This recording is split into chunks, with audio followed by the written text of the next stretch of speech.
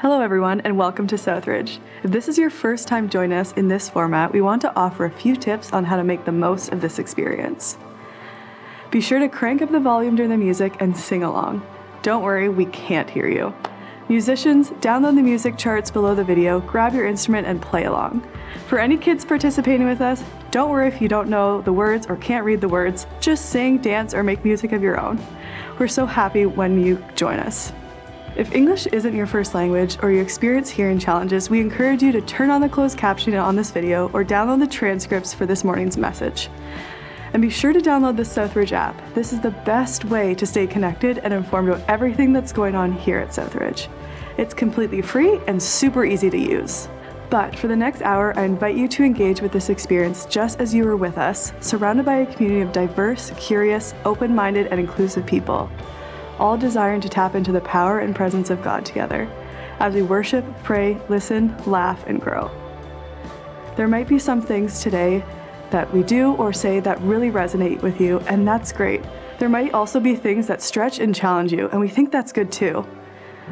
Ultimately, we encourage you to engage openly, thoughtfully, honestly, and wholeheartedly, trusting that the God we're here to connect with is a God who, above all else, is love. So, as we begin our time together, wherever and whenever you are, whether this is your first time with us or you've been around forever, we hope that for the next hour you feel like you're among friends. Welcome to Southridge. We're glad you're here.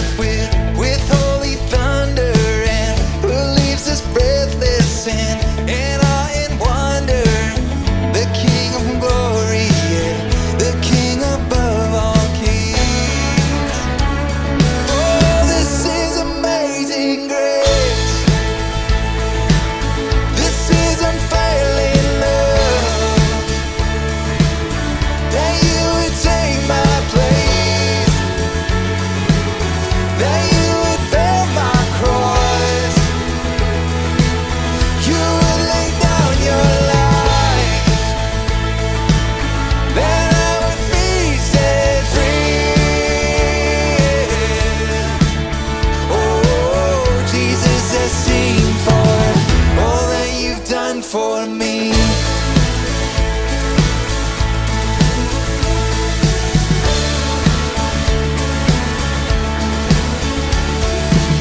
who brings our chaos back into order, and who makes the orphan a son and daughter, the King of glory, the King of glory, yeah, who rules the nations with truth and justice, and shines like the sun in all of its brilliance. The King of glory, the King above all kings. Oh, sing it out.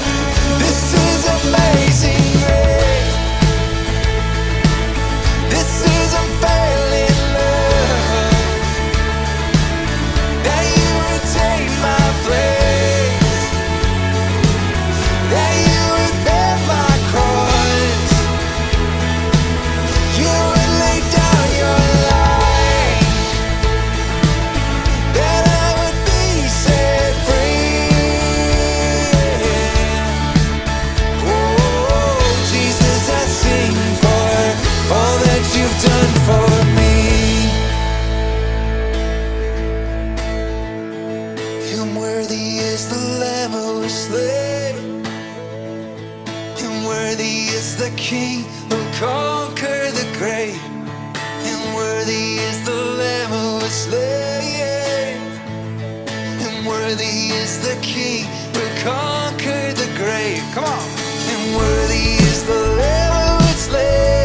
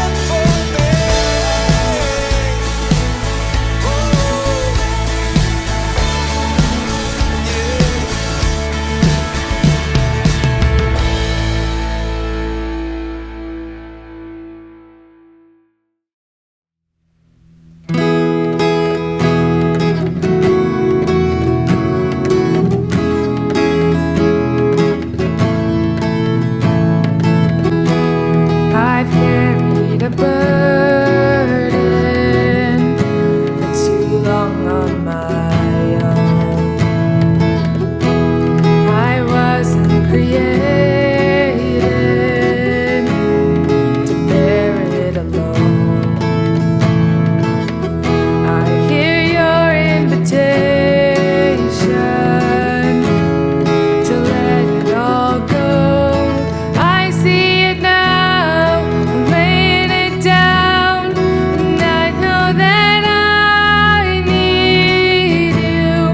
I run to the Father, I fall into grace. I'm done with the hiding, no reason to wait. My heart needs a surgeon, my soul needs a friend. So I'll run to the Father again and again and again and again. Oh, oh, oh. You saw my condition, had a plan from the start. Your Son for redemption, the price for my heart. I don't have a context for that kind of love. I don't understand, I can't comprehend. All I know is I need you. I run to the Father, I fall into grace. I'm done with the hiding, no reason to wait. My heart needs a surgeon, my soul needs a friend. So I'll run to the Father again and again and again and again. Oh, oh, again and again and again and again. Oh, oh, oh, my heart has been in your sights long before my first breath. Running into your arms is running to life from death. And I feel this rush deep in my chest. Your mercy is calling out. Just as I am, you pull me in, and I know I need you now. I run to the Father, I fall into grace. I'm done with the hiding, no reason to wait. My heart needs a surgeon, my soul needs a friend. So I'll run to the Father again and again. I run to the Father, I fall into grace. I'm done with the hiding, no reason to wait. My heart found a surgeon, my soul found a friend. So I'll run to the Father again and again and again and again. Oh, oh, again and again and again and again. Oh, oh, oh, again and again.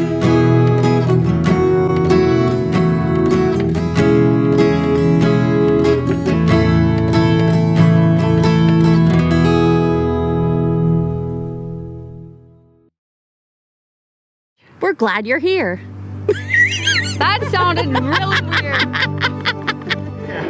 You need to take a good look too, because you ain't never gonna see another one like me. We invite you. Nope. You forgot the whole line that you hated. The whole line. We are a diverse community of imperfect people. who see the church as less of something to go to and more of a life to be lived and shared with others. We are continually growing in what it means to love one another, fighting for unity rather than fighting over unnecessary arguments. We are living to serve this world in the way of Jesus, serving those in need and those on the margins, knowing that friendship truly makes the difference. So if you're coming with questions or curiosities, Hurts or frustrations, Joys or celebrations, wondering if the church can bring clarity or hope, or simply be a place to belong, we invite you to be at home with us. We invite you to explore with us. we invite you to grow with us. And we invite you to belong with us. Welcome to Southridge. we're glad you're here.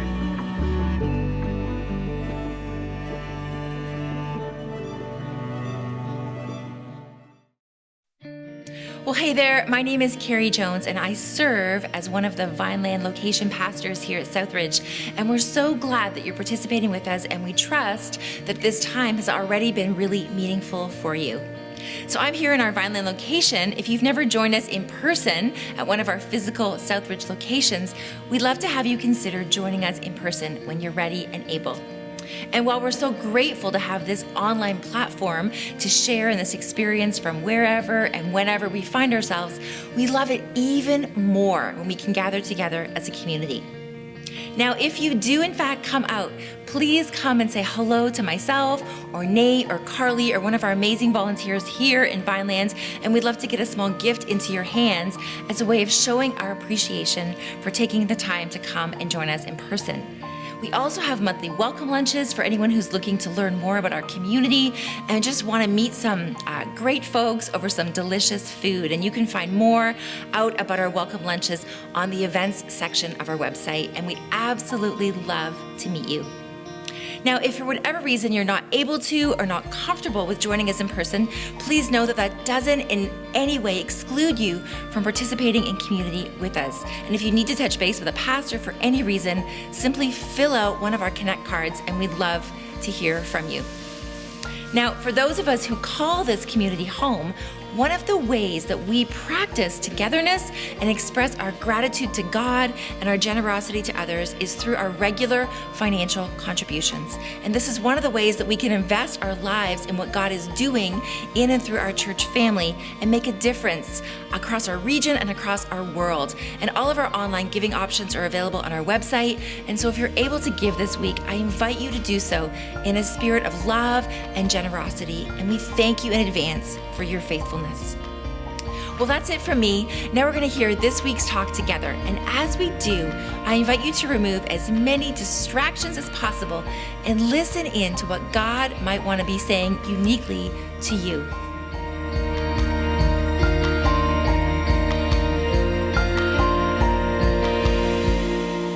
Well, Sarah Jade and I have recently rekindled a practice from our days as newlyweds, when at dinner we would often play a game we called Q&A, where each of us would have to come up with a question that we would both answer.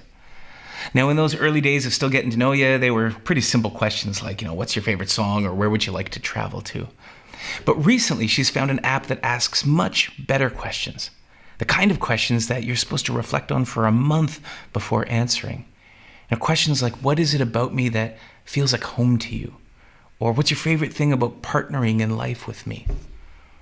Now, I love good questions and I admire great question askers. And in the Bible, Jesus, who you might think of as more of an answer provider, is actually portrayed as a brilliant question asker, asking the kinds of questions that we're meant to reflect on for our whole lives. Questions like, why are you so afraid? Or do you want to get well?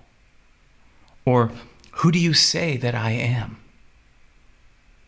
There's a story of a 12-year-old Jesus who is in the temple with the most educated experts in the Jewish religion.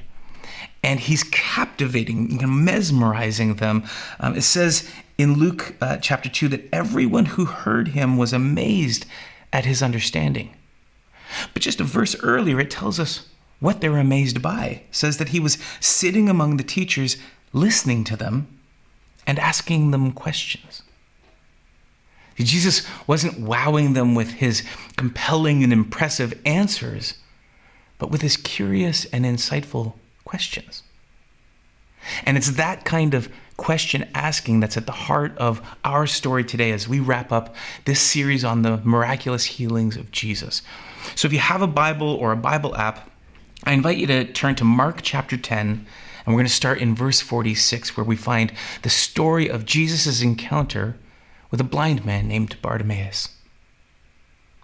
In Mark 10:46, we read that then they came to Jericho. And as Jesus and his disciples, together with a large crowd, were leaving the city, a blind man, Bartimaeus, which means son of Timaeus, was sitting by the roadside begging. Now, Mark begins this story by locating Jesus and the disciples in Jericho. It's a city, an oasis city in the Jordan Valley. It's where the Dead Sea is. And Jericho is a stunning 846 feet below sea level, making it the lowest city on the planet. If you're in Jericho, everywhere and everything is up. And as Jesus is making his way up and out of Jericho, he passes by a blind man sitting on the ground and begging. Now, the other Gospels all tell versions of this story, but only Mark's Gospel gives this man a name. He calls him Bartimaeus. And he feels the need to explain what his name means, saying it means son of Timaeus. See, there's lots of Bar names in the Bible, Barnabas and Barabbas. There's a disciple named Bartholomew, and there's even a Bar Jesus, because Bar is the Aramaic word for son of. It's kind of like how in English we've got a lot of boy names that end in son, like Jason or Jackson, or our boy Hudson, who is the son of nobody named Hud. But Bartimaeus is the son of Timaeus, which was actually a pretty common name in the first century, but it's got a bit of a cloudy meaning for us. You see, the name Timaeus kind of sounds like a Greek word that means glory and honor. But it also kind of sounds like an Aramaic word that means shame and disgrace. And so we're kind of left scratching our heads wondering, does Mark want us to understand that Bartimaeus was the Greek son of glory and honor, or the Aramaic son of shame and disgrace? Well, scholars can debate, and we may never know for certain, but I believe that there are some clues in the text that point to more of the Aramaic son of shame explanation. You see, first of all, this is one of 6 times in the short Gospel of Mark where Mark explains an Aramaic word to his mostly Greek audience. But more than that, if you look at the story, what we have is a man at the lowest place in the world, reduced even further by his disability to sitting on the ground, to making his home in the dirt and the dust, wallowing at the feet of passersby as he begs for their pity. As a beggar, obviously Bartimaeus doesn't come from a family of means, and maybe has no family at all, or worse, his family has disowned him and left him to fend for himself. Worse still, as we've learned throughout this series, disabilities like the one that Bartimaeus had made him religiously unclean and unable to join the community at the religious services at the temple, which was the beating heart of their society, making him both a social and a spiritual outsider. And as we'll see in this story, the townsfolk, his own people, wanted nothing to do with him. Bartimaeus was an outcast at the bottom of the world, with no friends and no family and no dignity, languishing below the societal sea level of his day and teetering on the fringes of faith, begging for pity from people who wished he'd just go away. And regardless of what his name meant, Bartimaeus was the son of shame.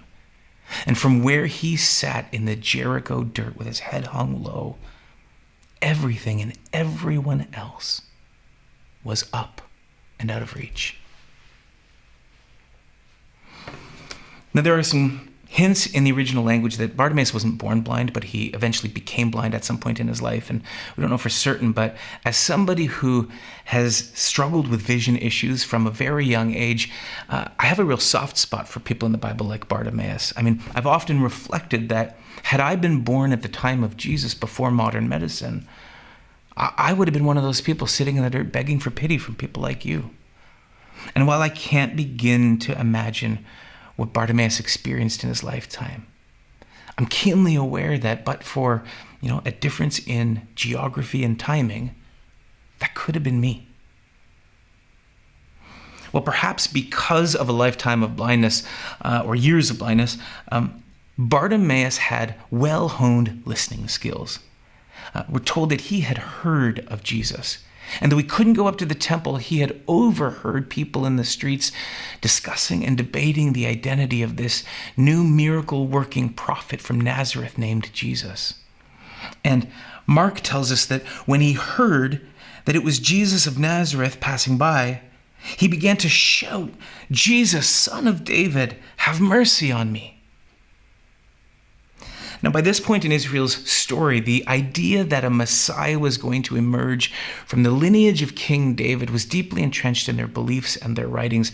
And this title, Son of David for the Messiah, had actually emerged just in about the century before Bartimaeus, first appearing in the writings of something called the Psalms of Solomon, which don't appear in our scriptures, but they were around at that time. And what's interesting in this story here is that Bartimaeus, who is perennially underestimated by his local townsfolk, and even in the text it's just referred to as a blind beggar, well, he clearly sees and knows more than people realize. What's obvious is that over the years he has collected more than just spare change. Bartimaeus, despite his lack of sight, has the insight to recognize Jesus as this Son of David when he hears the stories about him. And though he can't see Jesus, he's not going to miss his chance to meet Jesus for himself. And so he cries out, "Have mercy on me, Son of David." Now, the word mercy here is actually the same as the word pity. He's saying, "Have pity on me." Something probably the local townsfolk had heard Bartimaeus shout, on and on for years, as he begged the community around him for just a little bit of help. And maybe that explains their reaction. They're annoyed and probably just assuming that he wants another handout. Mark tells us that many rebuked him and told him to be quiet. "Be quiet," they said. "Quit bothering us with your constant begging. Jesus is our guest of honor. You are the son of shame." It's clear they saw him as a worthless disgrace, a nobody, undeserving of Jesus' attention. And you get the sense that they were used to treating him this way, shushing him and shunning him and shoving him aside. In Luke's version of this story, he places it actually in the middle of 3 consecutive stories where the people who are trying to get to Jesus are rebuked and shushed. And I think it's worth it for us to pause for a moment to consider, to what degree do we do this? Do our attitudes and actions and beliefs invite people to warmly come and experience Jesus for themselves? Or do we set ourselves up as roadblocks, as gatekeepers, preventing people we feel uncomfortable around or who we think make a little bit too much noise or might just get in the way from coming to Jesus? Well, in all 3 of Luke's stories, Jesus silences the shushers and invites anyone and everyone to come and join him. And impressively, Bartimaeus, maybe because he's used to ignoring, the disrespect from the crowd, but he will not be deterred here. And Mark says that the more they try to rebuke him, it says he shouted all the more, "Son of David, have mercy on me." And his strategy works. He gets Jesus' attention. Mark says that Jesus stopped and said, "Call him." Now, I love this part of the story. See, Jesus could have just turned around and called Bartimaeus himself or walked on over to him. He does that often, but in this case, he doesn't ignore the crowd's mistreatment of Bartimaeus, but instead gives them the task of going to call him. I mean, can you imagine the very people who had shushed and shunned him have to now go to him and say, "Actually, Jesus wants you"? Could they swallow their pride? Could they reevaluate their attitudes and their behaviors, not only towards Bartimaeus, but maybe others they'd excluded? I think in this act, Jesus is giving them and us a second chance to become inviters and includers. And I wonder if this isn't the hidden miracle healing in this story. It says that so they went and they called the blind man. And notice all of the upward movement now. Cheer up, on your feet. He's calling to you, and throwing aside his cloak, he jumped to his feet and came to Jesus. I mean, this was the moment that Bartimaeus had been waiting for. This is the opportunity that he had just hoped for his whole life. And Jesus doesn't disappoint. In classic Jesus fashion, he asks him a life-changing question.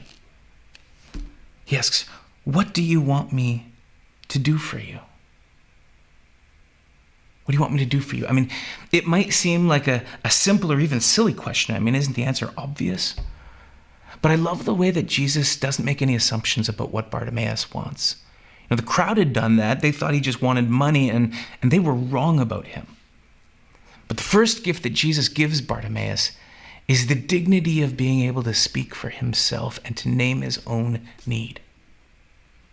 I think sometimes out of a sincere desire to be helpful, we sometimes forget to ask people what they want and instead rush to judgment on what we think that they need, robbing them of the dignity of being able to ask for the kind of help that they would choose. And I wonder how many of us would want that kind of help, to be told what we want or what we should want. Knowing what we want is challenging as it is. Every day I wake up and I want to be healthy and active, but most evenings I end up sitting on the couch watching TV and scarfing a bag of chips. I mean, clearly what I want is easy comfort. There's actually a lot of science that has gone into the study of human desire. And it's mostly originated from a French philosopher and sociologist named René Girard, who said that humanity is the creature who does not know what to desire. And we turn to others in order to make up our minds. We desire what others desire because we imitate their desires. In other words, we just want what everyone else wants. And our cravings, our desires are actually fed to us by commercials and social media posts and the influence of our friends, maybe people we look up to. As an example, most of us are happy with our cell phones and think they're pretty cool until the new one comes out with new features that we didn't even know we wanted but can now no longer live without. René Girard calls these mimetic desires, from the word to mime. He says that we mime or mirror and mimic the desires that we see all around us. And the question I think it's worth asking is, whose desires am I mimicking? I mean, what and who is influencing and shaping how I think and feel about what I want out of life? I mean, for Bartimaeus, perhaps blessed with the ability to not see what everyone else was chasing after, I mean, he had more of an internal compass when it came to his desires. And when Jesus asked him, "What do you want?" he answers without hesitation. Blind man said, "Rabbi, I want to see." Now, the word to see here is actually the verb to look up. He says, "I want to look up." And it's incredible when you think about Bartimaeus, the son of shame, languishing in the lowest part of the world, sunk below sea level, drooping in the dirt, trampled under the sandals of a society that keeps pushing him down and down and down. Unable to go up to the temple, unable to hold his head high up in dignity, unable to even look up to see the disdain in the eyes of people who give him pity. You get the sense that this request reveals a much deeper longing than just for his physical sight. Bartimaeus is tired of hanging his head low in shame, and he wants to hold his head high, and he wants to look up into the eyes of Jesus. Jesus, who is on his way up and out of town, on his way up to the mountain of Jerusalem, where he's going to be put up on a cross as God's Messiah, the height of God's love and the pinnacle of God's salvation plan. You see, Bartimaeus sees what so many people around Jesus missed, and he's not wanting to miss out on the action. He wants in. He's tired of being a bottom dweller, and he believes that with Jesus' help, things in his life can start looking up. You know, this request to look up is even more poignant when you compare and contrast it with the story that comes immediately before the story of Bartimaeus in Mark's gospel. Just sentences earlier, Mark tells us a story about an encounter Jesus had with two of his disciples. In Mark 10, starting in verse 35, we read that it says, "Then James and John, the sons of Zebedee," notice how they're the sons of Zebedee. You know, we have the son of Timaeus and the son of David tying this all together. James and John came to Jesus and said, "Teacher," they said, "we want you to do for us whatever we ask." "Well, what do you want me to do for you?" he asks. And they replied, "Let one of us sit at your right and the other at your left in your glory." See, James and John were trying to trick Jesus into giving them whatever they wanted. And because Jesus isn't an idiot, he asks a follow-up question. He says, "Well, what is it that you want me to do for you?" It's the same question he asks Bartimaeus, but in contrast to Bartimaeus, the son of shame, James and John's request is for glory and honor. They want a position of prominence and significance and recognition in God's eternal kingdom. They want to be looked up to. Bartimaeus just wanted to look up. They want to be seen as somebodies. He just wanted to see somebody. And Jesus uses this opportunity, we won't look at it closely, but he uses this as an opportunity to coach his disciples on rethinking how they understand the kingdom of God. That it's not about seeking positions of significance and prominence and authority and having voice and dominating and leading over people, but it's actually about seeking to serve the lost and the last and the least, the sick and the poor and the marginalized, people like Bartimaeus. You know, this is no coincidence. Mark puts these two stories beside each other in his gospel so that we will look at them together and see two different ways of answering this question so that we might consider how we would answer this question. And what is it that you want Jesus to do for you? You want Jesus to elevate you, to give you a sense of significance or success and status, of prominence, you know, to make you a somebody? Do you see Jesus as the means to getting what you want out of life? Kind of like a cosmic vending machine? Or maybe someone you can strong arm into owing you a favor because of how good and faithful you've been? You know, what if what God wants to do in all of our lives is not to elevate us, but to elevate our view of Jesus? To invite us to gaze upon the glory of God and hold our heads up high as heaven's children, and to look around and see each other's needs and lift each other out of our lowest places with genuine care and concern, with a vision for life that is transformed and that rejects all of the mimetic desires for things we don't need and instead is ready to jump up when Jesus calls us.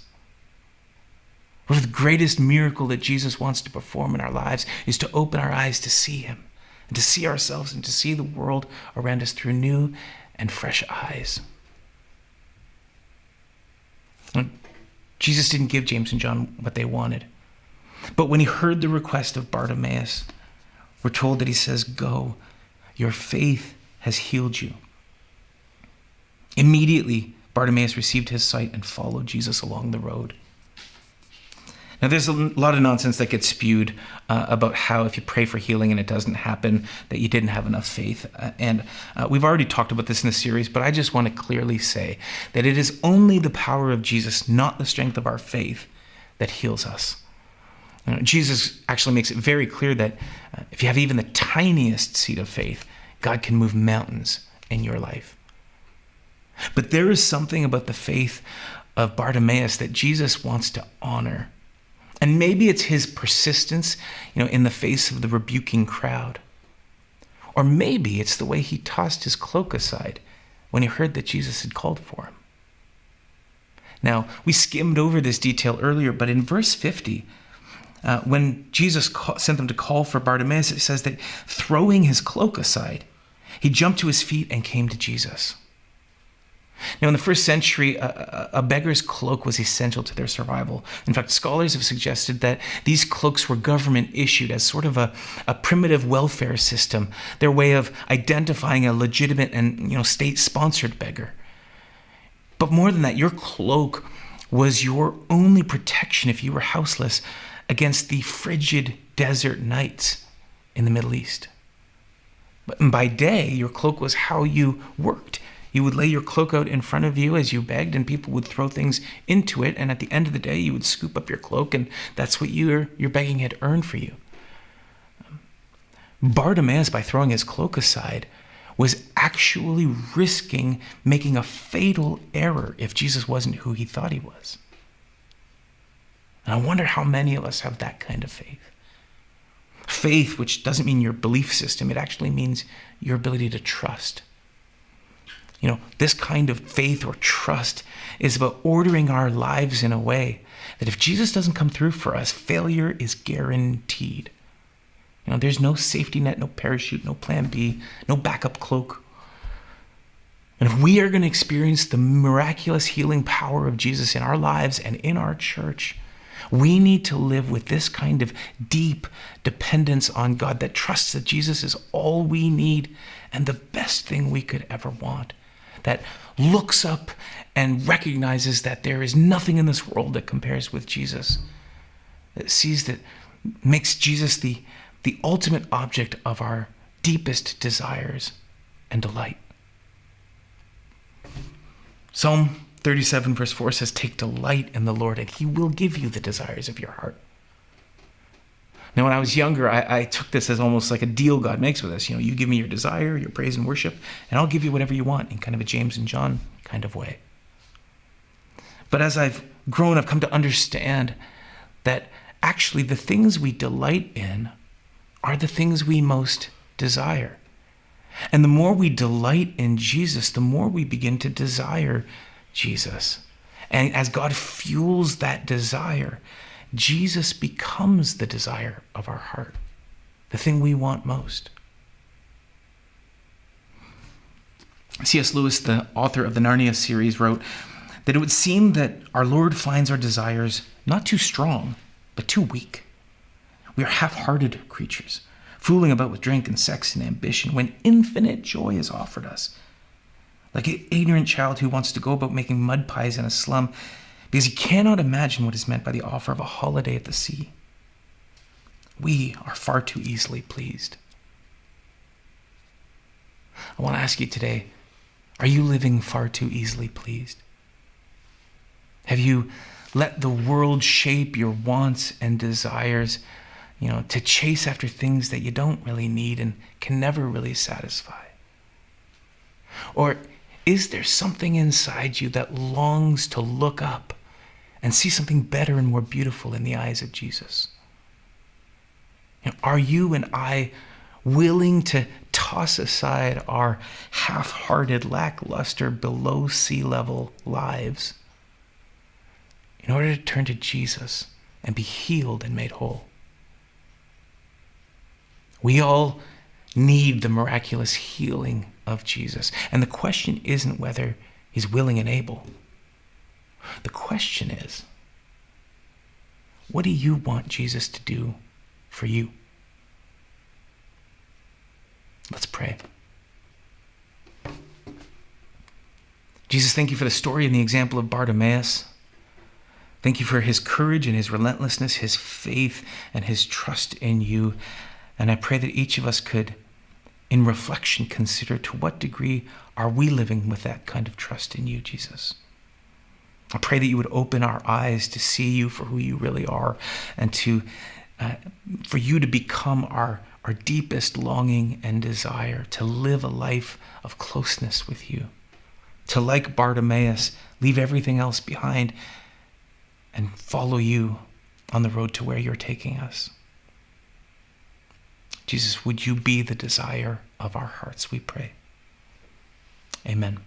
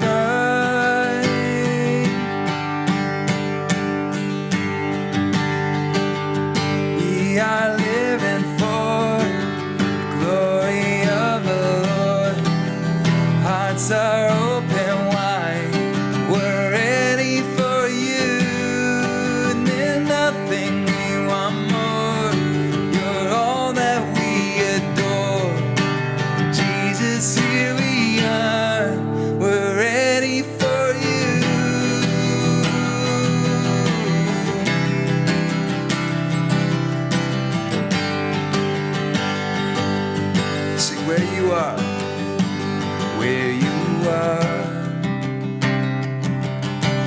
Freedom reigns for Christ to set us free.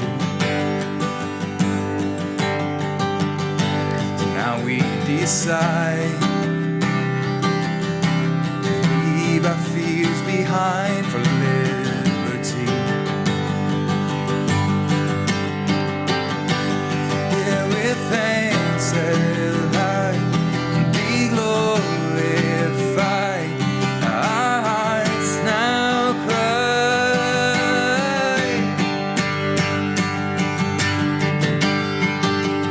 We are living for glory of the Lord. Hearts are open wide. We're ready for you. There's nothing we want more. Yeah, you're all that we adore. Jesus, here we are. We're ready for you. Yeah, we're ready for you.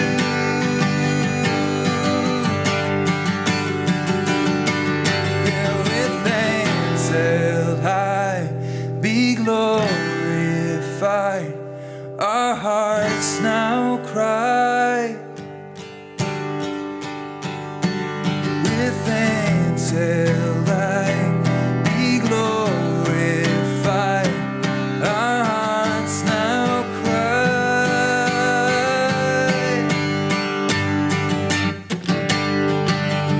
We are living for glory of the Lord. Hearts are open wide. We're ready for you. And there's nothing we want more. You're all that we adore. Yeah, Jesus, here we are. We're ready for you. We're ready for you. We're ready for you. We're ready for you.